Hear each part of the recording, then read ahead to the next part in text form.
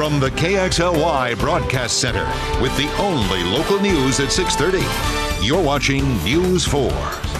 You know, you don't hear about it very often, but every day American pilots are flying dozens of combat missions over Iraq and Afghanistan. They are a resourceful, well-trained bunch, but who do they call for help if they suddenly find themselves swinging from a parachute? In a story you'll see only on News 4, our Jeff Humphrey takes a look at combat rescue officers and why their training this week at Fairchild Air Force Base was so intense it's almost too hard to watch. Earlier this year, the Air Force searched its entire ranks and found 20 men who think they're smart and tough enough to be combat rescue officers. By this morning, just 9 of them had made it to this water confidence course, and before the day was out, only 8 of them would still be in the program.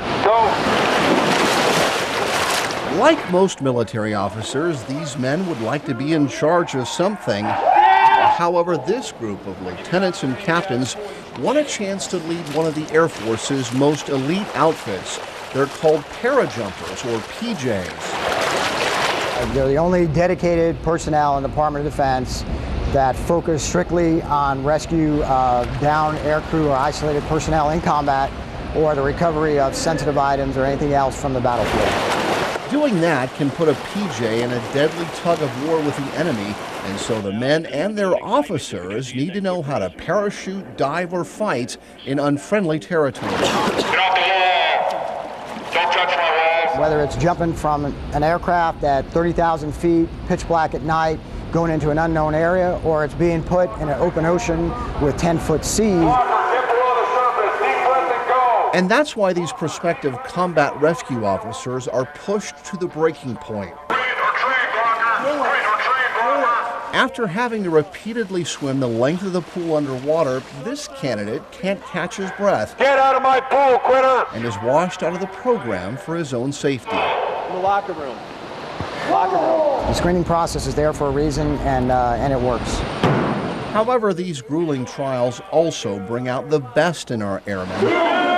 Captain Carlos Sharivi was already an accomplished civil engineer building runways around the world when he decided he wanted to do more for his country. We need people to go out there and bring them back, save lives. So for me, it's something that I want to do. I've been trying to do this, training for it for 2 years, and I know this is for me. Sharivi's passion for helping people is so great.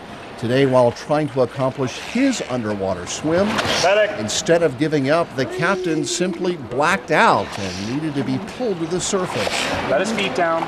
Let his feet down. Let his feet down. I guess when I touched the wall, I was totally out of air, and I didn't realize that I just passed out or saw the wizard. When they get through, they're ready to do anything we ask them. Even if these 8 men can hang in there the rest of the week, they still face an oral board that'll evaluate their maturity and leadership. Then at that point, only some of them will be selected for the actual training program that can stretch on for more than 18 months. Reporting at Fairchild Air Force Base, Jeff Humphrey, KXLY News 4.